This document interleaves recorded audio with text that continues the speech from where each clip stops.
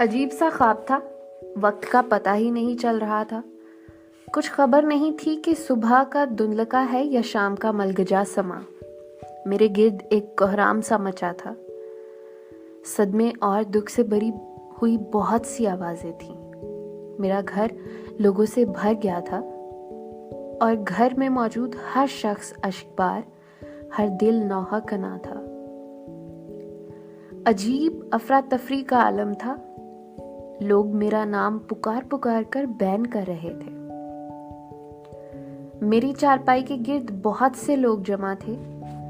مسلسل رونے کی آوازیں گھر کے ہر کونے سے وقفے وقفے سے بلند ہو رہی تھیں. فضا میں ایسا عالم چھایا تھا کہ لگتا تھا آج آنسوؤں کی یہ برسات میرے سارے گھر کو بہا کر لے جائے گی. غم و اندوہ کے اس منظر کا مرکزی کردار میں تھا، جس کی چارپائی کے گرد سب رو رہے تھے.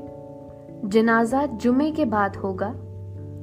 مجھے اپنے اس کزن کی آواز آئی جس سے میری بول چال ختم ہوئے کئی برس گزر گئے تھے. سفید لٹھے کے اکڑے ہوئے شلوار کرتے میں ملبوس وہ میرے سرہانے آ کر کھڑا ہو گیا. کچھ دیر تو وہ سوگوار سی صورت لیے میرے چہرے کو دیکھتا رہا، پھر پھوٹ پھوٹ کر رو پڑا. وہ مجھ سے بار بار معافی طلب کر رہا تھا. گڑ گڑا کر سب نفرتیں، سب کدورتیں ختم کرنے کی درخواست کر رہا تھا. وہ اپنی خودسری پر نادم تھا. وہ اس بری طرح رو رہا تھا کہ ایک لمحے کے لیے میرا دل بھی پسیج گیا. میرا جی چاہا کہ میں اٹھ کر اسے گلے لگا لوں، مگر جانے کیا سوچ کر میں چپ چاپ دم سادھے پڑا رہا. میں نے دل میں سوچا کہ وقت نے جو فرق ہمارے سینوں میں ڈال دیا ہے اس کو مٹانے کے لیے یہ آنسو ناکافی ہیں. اتنے میں میری نظر اپنے باس پر پڑی. اسے اپنے گھر میں دیکھ کر میری حیرت کی انتہا نہ رہی. یہ وہ شخص تھا جس نے کئی برس سے میری ذہانت پر اپنی حماقت کے پہرے بٹھا رکھے تھے. میرا افسر ہونے کے باوجود وہ مجھ سے حسد کرتا تھا، میری تعریف کو اپنی تضحیق سمجھتا تھا. برسوں پہلے سرکار کے ایک غلط فیصلے کی وجہ سے وہ جس منصب پر پہنچ چکا تھا، اس عہدے کی طاقت کا ماتحتوں پر اظہار کرنا اس کا محبوب مشغلہ تھا. ہر روز ایک نئے سوٹ میں ملبوس یہ شخص مجھ سے ہاتھ ملانا تو درکنار، میرے سلام کا جواب دینے کا بھی روادار نہ تھا. مجھے اکثر ایسا لگتا تھا کہ اس کی افسری کا واحد مقصد مجھے نیچا دکھانا، کم ظرف اور جاہل ثابت کرنا ہے. اس کے کہے ہوئے بہت سے جملوں کی کاٹ، سرکاری دستاویزات پر میرے خلاف لکھے ہوئے ریمارکس ہمیشہ میرے دل میں کسی زخم کی طرح تازہ رہتے. پتھر کا بنا یہ شخص آج میرے گھر میں ایک ٹوٹی ہوئی کرسی پر بیٹھا ہر آنے والے سے میری فطانت، کام سے فطری محبت اور دیانتداری کی کچھ اس طرح تعریف کر رہا تھا کہ مجھے یقین ہی نہیں آ رہا تھا کہ اس جیسے سنگ دل شخص کی کایا کیسے پلٹ سکتی ہے، سوچ اس حد تک کیسے بدل سکتی ہے. اتنے میں دروازے سے چیخ پکار کا ایک نیا طوفان بلند ہوا. یہ اس بات کا اعلان تھا کہ سکھر والی ساجدہ خالہ اپنے گھر والوں کے ہمراہ گھر میں داخل ہو چکی ہیں. یہ وہی خالہ ہیں جنہوں نے چند ماہ پہلے اچانک منہ پھاڑ کر میری بیوی سے کئی لاکھ روپے بطور قرض مانگ لیے تھے. رقم اتنی زیادہ تھی کہ ہمارے پاس معذرت کے سوا کوئی چارہ ہی نہیں تھا. انکار کے بعد یہی خالہ جو مجھے راج دلارا کہتے کہتے نہ تھکتی تھیں، انہی نے سارے خاندان میں مجھے توم کر رکھ ڈالا تھا. خالہ نے ہر آئے گئے سے میری کمینگی اور خود غرضی کی وہ داستانیں بیان کی کہ مجھے خاندان میں منہ دکھانے کے قابل ہی نہ چھوڑا. میں ان کی بدولت اب اپنے لوگوں کی نظروں میں ایک ایسا شخص بن گیا تھا جسے مال و زر کی ہوس نے اندھا کر دیا تھا، جس کے دل میں غریب رشتہ داروں کے لیے کوئی نرم گوشہ نہیں تھا. उसी जालिम शख्स की याद में साजदा हाला कुछ इस तरह दाड़े मार रही थी जैसे वाकई ही मेरी मौत वाकई हो गई हो। मेरी बीवी मेरे सरहाने वो स्याह लिबास पहने बैठी थी जिसको टेलर से वक्त पर ना लाने की वजह से वो मुझसे कई दिन तक नाराज रही थी। सर पर दुपट्टा लिए गमनाक आंखों के साथ बैठी हर आएगे से अपना सब कुछ लुट जाने का रोना रोती रही। उसकी गुफ्तगू मेरे लिए सख्त हैरानी का सबब थी, इसलिए कि तमाम उम्र इसके पास मेरे लिए सिर्फ शिकायतें ही शिकायतें थीं। वो मेरी तबीयत के हर पहलू से नाला और हर आदत से बेजार सी रहती थी। जिंदगी में खुशी के लम्हे हमने कम ही गुजारे थे।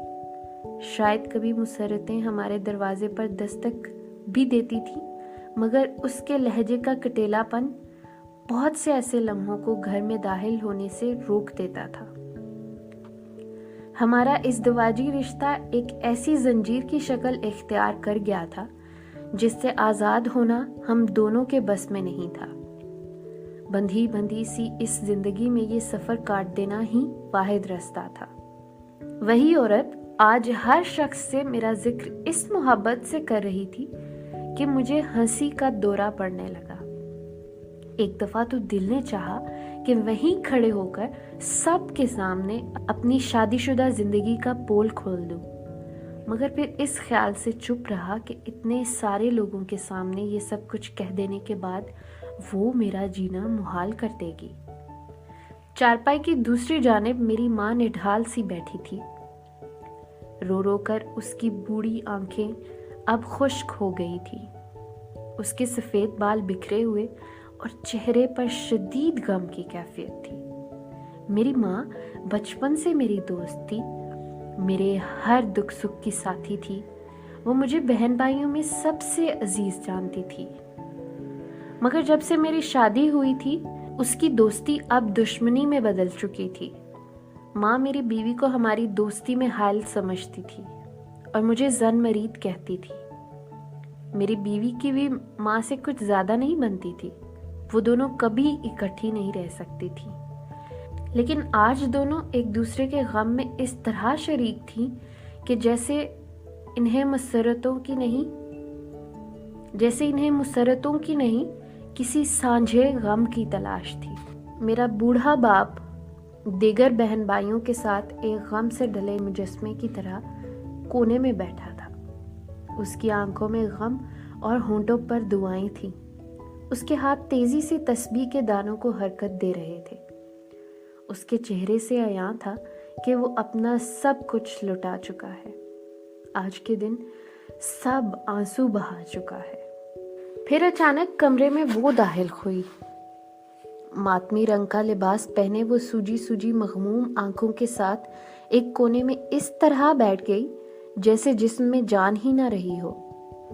उसकी आंखों के स्याह हल्के उसके लिबास के हमरंग हो रहे थे।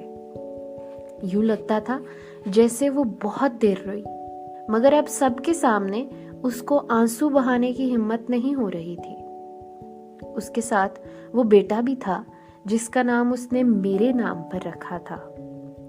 वो बार बार अपने बेटे के माथे को चूमती और फिर दुपट्टे के कोने से अपनी आंखों के गोशों से बहते आंसुओं को छुपा लेती। वो मेरा चेहरा देखने मेरे करीब भी नहीं आई, शायद इस ख्याल से कि कहीं कोई ये सवाल ना कर ले कि वो मेरी क्या लगती है।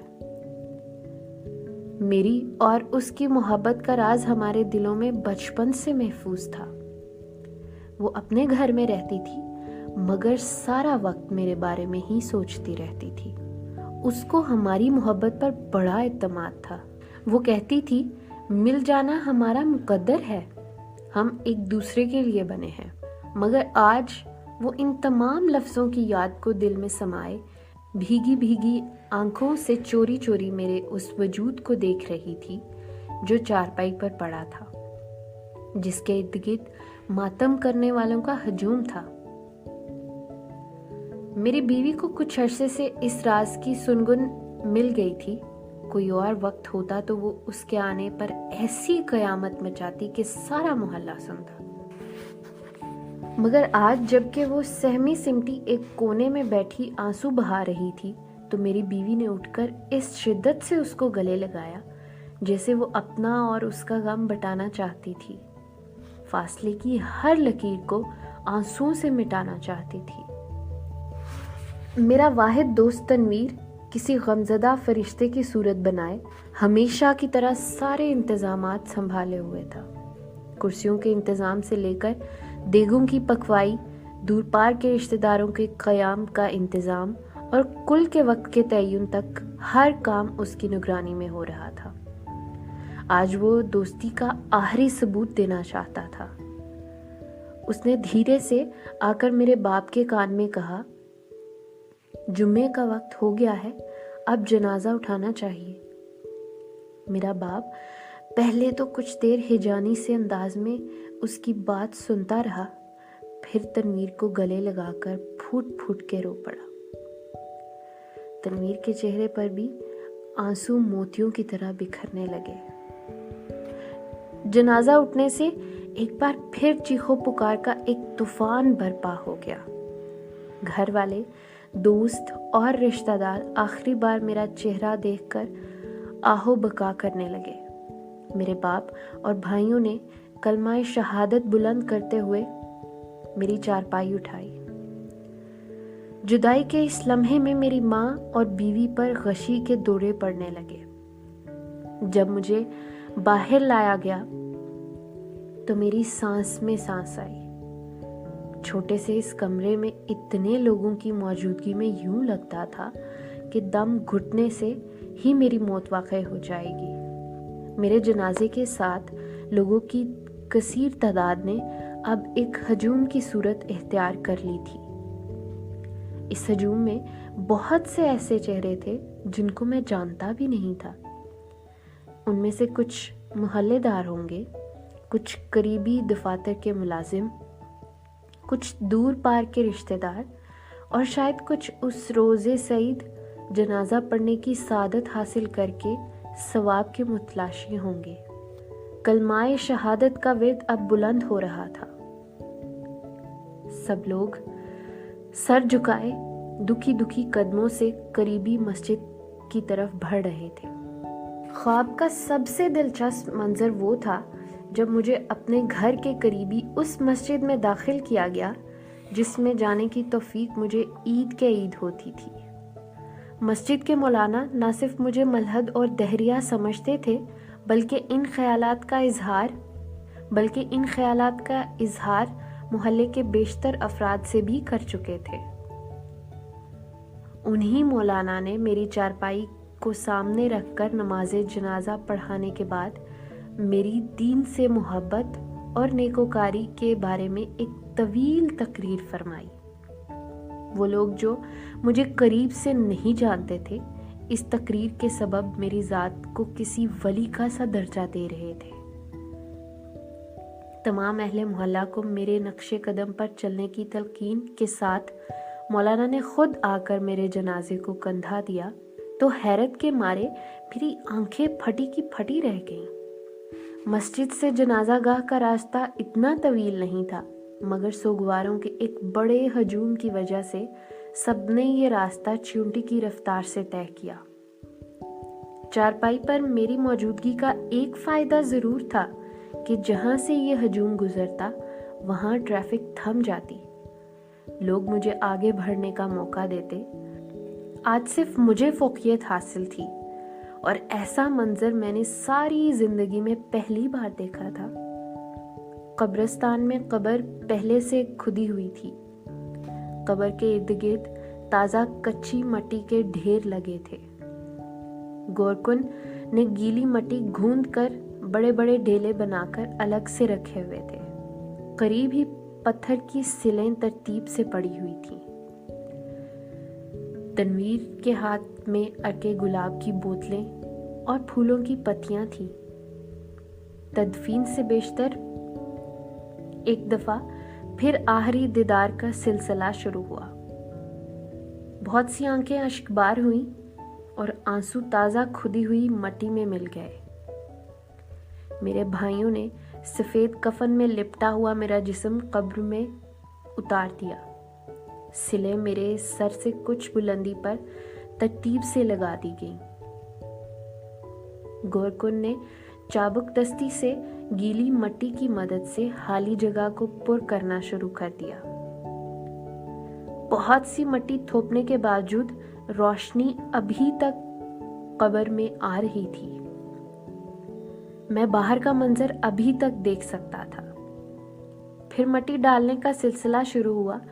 सबसे पहली मिट्टी भरकर मेरे बाप ने डाली और फिर वहीं बैठकर रोने लगा। दर्जों से गिरती हुई ये मिट्टी सीधी मेरे चेहरे और आंखों पर पड़ी। ठंडी सी इस मिट्टी को मैंने चेहरे से हटाना चाहा तो मेरा हाथ जुम्बिश से कासिर रहा। मैंने घबरा कर उठना चाहा, लेकिन जिस्म बेजान पड़ा रहा। तब मुझ पर इंकिशाफ हुआ कि मैं ख्वाब नहीं देख रहा था। मैं मिट्टी भरी आंखों में हैरानी लिए कब्र में लेटा था और बाहर मौलवी साहब मेरी मग़फ़िरत के लिए दुआ कर रहे थे।